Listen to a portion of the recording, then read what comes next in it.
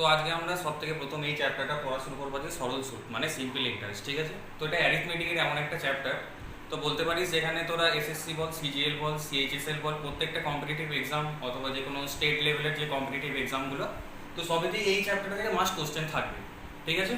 তো এই যে সিম্পল ইন্টারেস্ট চ্যাপ্টারটা, এটা আমরা অলরেডি পড়ে এসেছি কোন ক্লাসে বলতো, ক্লাস 10-এ, তাই না? তো আমরা কিছু হলেও একটু আইডিয়া আছে যে সিম্পল ইন্টারেস্ট জিনিসটা কি, সুদ এই জিনিসটা কি। সুদ জিনিসটা কি, ধর আমি তোকে কিছু একটা টাকা দিলাম, 100 টাকা দিলাম।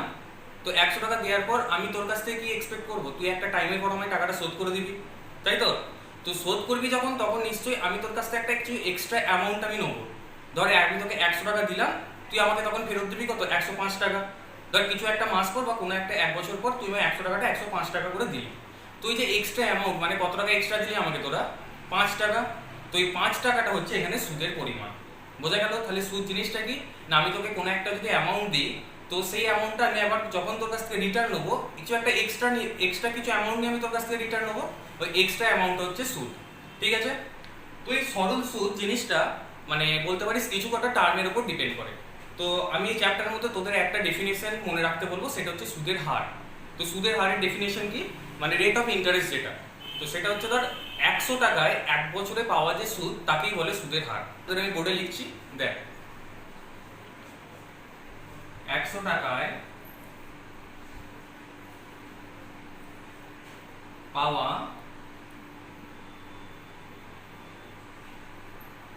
1 বছরের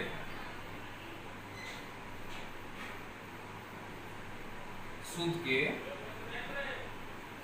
সুদের হার বলে।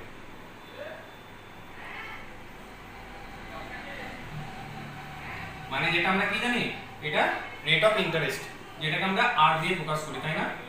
তো আরটাকে কিভাবে লিখি আমরা, সুদের হার যখন লিখবো 8% করে, তাই তো?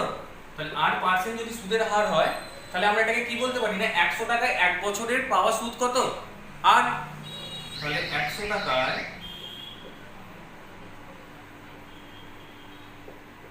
পাওয়া 1 বছরের সুদ কত হচ্ছে, আর আমি এটাকে যদি 1 টাকায় বের করি, 1 টাকায় পাওয়া 1 বছরের সুদ কত হবে, সেটা r/100। এই r/100 মানে কি, এটা r% হিসাবে চলে এলো। তাহলে আমি এটা যদি p টাকার উপর বের করি, মানে কোন একটা আমরা নির্দিষ্ট মূলধনের উপর সুদের হার বের করব, তো সেই মূলধনটাকে আমরা p দিয়ে ডিনোট করি, ঠিক আছে। তাহলে এটা আমি যদি p টাকার উপর বের করি, p টাকায় পাওয়া 1 বছরের সুদ কত হবে, pr ডিভাইডেড বাই 100, তাই তো? আমি এটা দেখ 1 বছরের জন্য বের করছি। তো কোশ্চেনে তোরা সবসময় এটা 1 বছরে পাবি না, তোকে সেটা 2 বছর, 3 বছর, 4 বছর, যে কোনো একটা টাইম পিরিয়ড তোকে দিতে হবে। তো আমি এটা যদি t বছরের জন্য বের করি, তখন কি আসবে দেখ, তাহলে p টাকায় পাওয়া t বছরের সুদ কত হচ্ছে না, PRT ডিভাইডেড বাই 100। এই ফর্মুলাটা হচ্ছে এই চ্যাপ্টারের মেইন ফর্মুলা। ম্যাক্সিমাম অঙ্ক এই ফর্মুলা থেকে হয়ে যাবে, কিন্তু আমি বলবো এই ফর্মুলা ধরে অঙ্ক আমরা করবো না। কি করে করবো সেটা আমি পরে দেখাচ্ছি যখন আমরা প্রবলেমগুলো সলভ করবো, ঠিক আছে। তাহলে এটা আমরা কি বললাম, এটা হচ্ছে সুদের ফর্মুলা, মানে সিম্পল ইন্টারেস্টের ফর্মুলা কি না, PRT ডিভাইডেড বাই 100। তাহলে এই টার্মগুলো কি কি, PRT সেটা আমরা দেখছি। সিম্পল ইন্টারেস্ট ইকুয়াল টু, তাহলে আমরা কি পেলাম না, PRT ডিভাইডেড বাই 100। এখানে P মানে কি, P টা যেটা আমরা ইংলিশে বলি সেটা হচ্ছে প্রিন্সিপাল,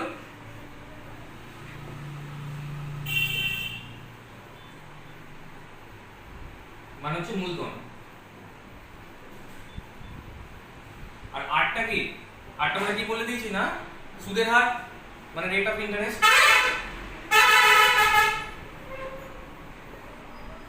আর টিটা কি, একটা নির্দিষ্ট টাইম পিরিয়ড, তাই তো, মানে সময়, ঠিক আছে। তো এই ফর্মুলাটা আমরা মনে রাখবো, বেশ।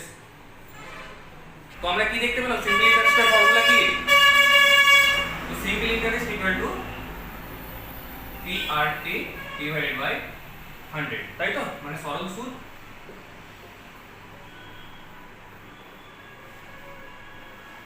তাহলে একটা এই জিনিসটা একটু ভালো করে লক্ষ্য করতে, এই সমীকরণটা সরল সুদটা তাহলে কার কার উপর ডিপেন্ড করছে, P মানে মূলধনের উপরে, R মানে রেট অফ ইন্টারেস্ট বা সুদের হারের উপরে, আর T মানে হচ্ছে সময়ের উপরে, তাই তো। তো আমি এই জিনিসটা লিখতে পারি না, বলতো simple interest is proportional with P মানে মূলধন যেটা, ডিপেন্ড করে। এটা প্রপোর্শনাল উইথ আর ও লিখতে পারি আমি, মানে সুদের হার যেটা,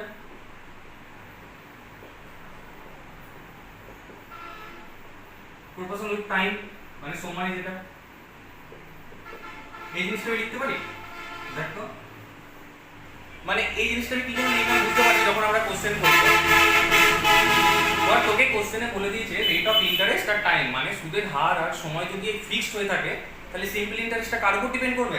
অনলি প্রিন্সিপালের উপরে। মানে আমি যদি প্রিন্সিপাল দুগুণ করি, মানে মূলধন যদি দুগুণ করি বা মূলধন যদি তিনগুণ করি, তখন সিম্পল ইন্টারেস্টটা সেইভাবেই বাড়বে। প্রিন্সিপাল দুগুণ করার ফলে সিম্পল ইন্টারেস্টটা কত হবে? দুগুণ বাড়বে। সিম্পল ইন্টারেস্ট প্রিন্সিপালটা যদি আমি তিনগুণ করি, সিম্পল ইন্টারেস্টটা কত বাড়বে? তিনগুণ বাড়বে। সেম ভাবে যদি প্রিন্সিপাল আর টাইম যদি কনস্ট্যান্ট করে দিই, তাহলে রেট অফ ইন্টারেস্ট মানে সুদের হারটা কিরকম ভাবে বাড়তে পারে না, সুদের হারটা বাড়বে। যদি সুদের হার যদি দুগুণ হয় তখন রেট সিম্পল ইন্টারেস্টটা কত হবে? দুগুণ। সেম ভাবে টাইমও যদি আমরা বাড়াতে থাকি, সিম্পল ইন্টারেস্টটা সেভাবেই বাড়তে থাকবে, তাই তো? এই ফর্মুলা থেকে আমরা এইটুকু বুঝতে পারলাম, ঠিক আছে?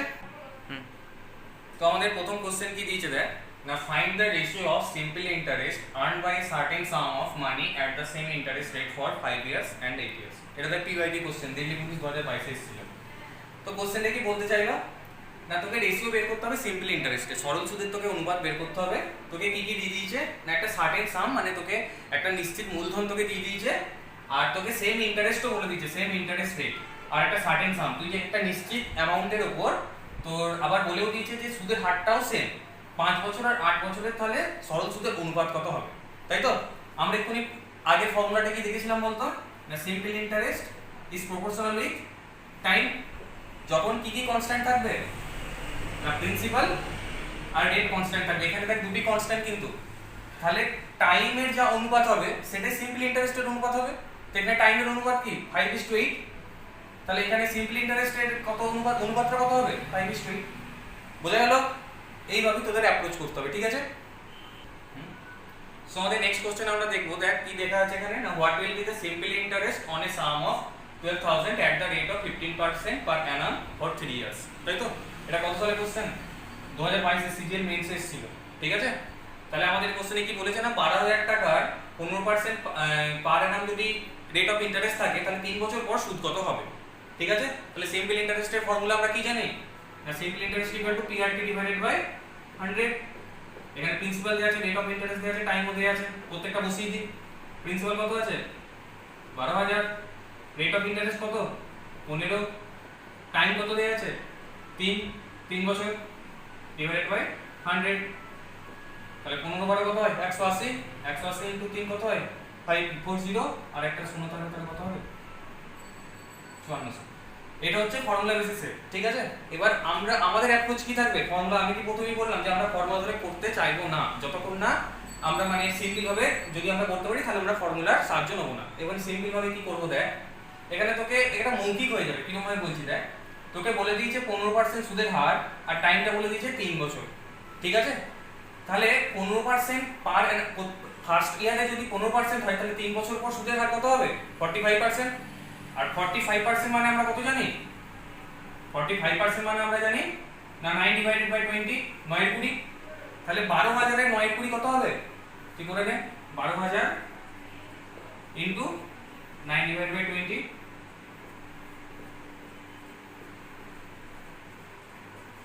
বোঝা গেল? তাহলে আমরা ফর্মুলার সাহায্য নেব না যতক্ষণ না আমরা এই সিম্পল ভাবে করতে পারি, ঠিক আছে? বোঝা গেল? তাহলে কিভাবে করলাম না, প্রথম বছরের আমাদের সুদের হার যদি 15% হয়, 3 বছর পর সুদের হার কত হবে? 45%। আর আমরা জানি 45% থেকে আমরা ফ্র্যাকশন কি করে করি না, 45 ডিভাইডেড বাই 100, সেখান থেকে আমরা পাচ্ছি 9 20। তাহলে 12,000 এর 9 20 কত হচ্ছে? 5400। এটাই আমাদের বের করতে বলেছে, বোঝা গেল? এরপর পরে কোশ্চেন দেখো। তাহলে আমাদের নেক্সট কোশ্চেন দেখ কি বলেছে না, the interest earned on a some of ₹21,000 at simple interest rate in 3 years is 6400. Find the annual rate. এগুলো আমার একটা মন করা কোশ্চেন নয়, এটা দেখ কত সালে ছিল? 2023 এ সিজিএল টায়ার 1 এ, ঠিক আছে? তো এখানে আমরা যে ফর্মুলা জানি সেটাই বের করব। এখানে অ্যানুয়াল রেট বের করতে বলেছে, তোকে সুদের হার বের করতে বলেছে, তোকে বলিয়ে দিয়েছে অ্যামাউন্ট কত মানে প্রিন্সিপাল কত, টাইম বলে দিয়েছে, সিম্পল ইন্টারেস্টও বলে দিয়েছে। তাহলে ফর্মুলা আমরা বসিয়ে দিই না, সিম্পল ইন্টারেস্ট ইকুয়াল টু আমরা কি জানি না, principal into rate of interest into time divided by 100। Simple interest কত? 6400। আমাদের প্রিন্সিপাল কত বলেছে? 21,000 আমাদেরকে রেট অফ ইন্টারেস্ট বের করতে হবে, আরই রাখছি, আর আমাদেরকে টাইম বলেছে 3 ইয়ার্স ডিভাইডেড বাই 100, শূন্য শূন্য কেটে গেল, এখানে একটা শূন্য এখানে একটা শূন্য, তাহলে রেট অফ ইন্টারেস্ট কত হলো না 640 ডিভাইড বাই 63, তাই তো? তাহলে এটা যদি আমরা ভাঙি কিরকম ভাবে ভাঙবো বলতো না, 63 ইনটু 10 কত হয় 630, তাহলে আজ কত থাকলো 10, বুঝা গেল? তাহলে আমাদের অ্যানসার কি হবে এটা? বেশ, এটা তো গেল একটা জেনারেল ফর্মুলা অনুযায়ী আমরা যেগুলো করব, বাট আমাদের অ্যাপ্রোচ কি বললাম, আমরা ফর্মুলা ধরে করব না। এটা এবার এরপর যেটা আমি বলছি সেটা সবাই বুঝতে পারবি না, প্রথমত একটু ভালোভাবে চিন্তা করলেই বুঝতে পারবি। দেখ আমাদের বলে দিয়েছে প্রত্যেক, এখানে আমরা প্রত্যেকটা প্রথম অপশন দেখি, দেখ প্রথমে কিন্তু 10 10 10 সবই কিন্তু 10% লেখা আছে, তাই তো? আর আমাদের টাইমটা একটা দেখ, টাইমটা কত বলেছে 3 ইয়ার্স, হ্যাঁ কি না? তাহলে 21,000 টাকায় 3 বছরের জন্য যদি আমরা প্রত্যেক বছর যদি 10% করে সুদ পাই, তাহলে 3 বছরের টোটাল সুদের হার কত হবে না 30%, হ্যাঁ কি না?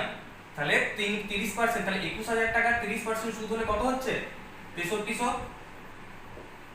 যদি এই 6300 অ্যানসারটা যদি মানে এখানে সুদের পরিমাণটা যদি মানে 6300 থাকতো, তবে আমরা অ্যানসার 10% করে দিতাম, তাই তো? কিন্তু দেখ আমাদেরকে দিয়েছে 6400, মানে 100 বেশি। তাহলে 21,000 টাকায় 100 টাকা সুদ যদি পাই, তাহলে ওর ইন্টারেস্ট আমাদেরকে ইন্টারেস্ট রেটটা বের করলে আমরা পেয়ে যাব।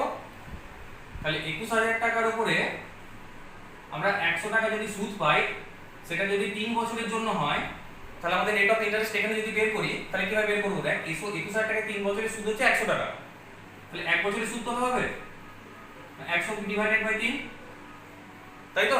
আমি এখানে একটা শূন্য কাটলাম, তাহলে 2100 টাকা 1 বছরের সুদ 10/3।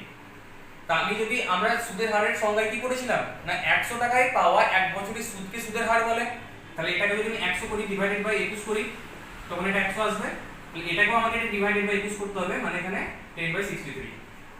তাহলে এখানে দেখ অ্যানসারটা কত হলো না 10% প্লাস 10/63 মানে কত অ্যানসার। এটা আমি করে দেখালাম। দেখ এটা আমরা এবার ওরালি কিভাবে করব। এক্সামে যদি আসে এরকম আমরা লিখে করতে গেলে মোটামুটি আমাদের 40 সেকেন্ড 50 সেকেন্ড চলে যাবে, ঠিক আছে? আমাদেরকে টাইম বাঁচাতে হবে, তাই তো? আমাদের মেইন জিনিস কি এক্সামের সময় টাইম। তো আমরা টাইম বাঁচানোর জন্য ওরালি এটা করে দেবো। কিভাবে দেখ 21,000 টাকায় 3 বছরের যে সুদটা হবে, আমি যদি বলি 63,000 টাকার 1 বছরের সুদের সমান হবে, হ্যাঁ কি না? বলতে পারি তো এটা? আর এখানে অপশনে দেখ প্রত্যেকটা 10% আছে, তাহলে 63,000 টাকার 1 বছরে 10% সুদ কত হবে 6300। তাহলে আমরা 10% পেয়ে গেলাম ওখানে 6300। 6300 থেকে এটা কত বেশি 100 বেশি, তাহলে 63,000 টাকার 100 টাকা যদি সুদ বের করি 1 বছরে, তাহলে এটা কত পার্সেন্ট হচ্ছে না 10 ডিভাইডেড বাই 63। বুঝতে পারলি কি না? 63,000 টাকায় আমি 100 টাকা সুদ বের করছি 1 বছরে, তাহলে এটা কত আসবে 10/63। এটা ওরালি করা যাবে এরকম ভাবে, ঠিক আছে? তাহলে এখানে অপশন কোনটা বোঝা গেছে?